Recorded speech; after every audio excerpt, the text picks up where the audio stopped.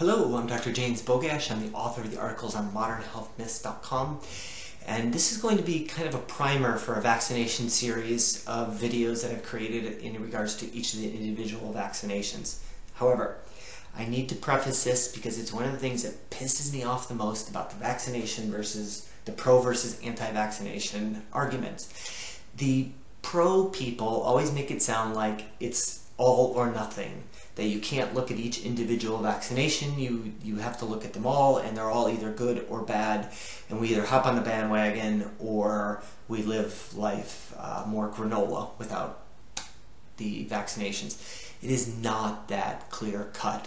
Every vaccination needs to be looked at individually, and it pisses me off when people talk about pro or anti-vaccination and throw everybody into the loop and it's one or the other, even though the pro-vaccination people generally don't look at individual vaccinations. They just think they have this wonderful trust in the government because the government never does anything bad or anything without any ulterior motives.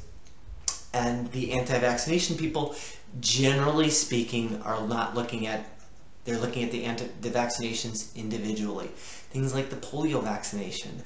You know, certainly polio is not something you'd want your child to get as opposed to influenza or whooping cough, and so we need to look at all of them individually.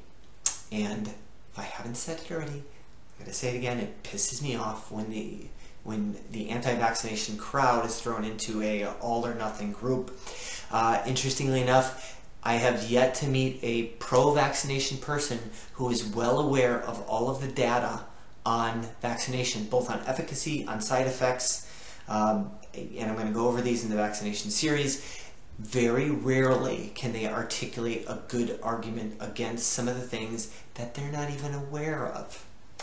Very frustrating, because then they talk about the anti-vaccination crowd as being unscientific when they don't even know the science behind it.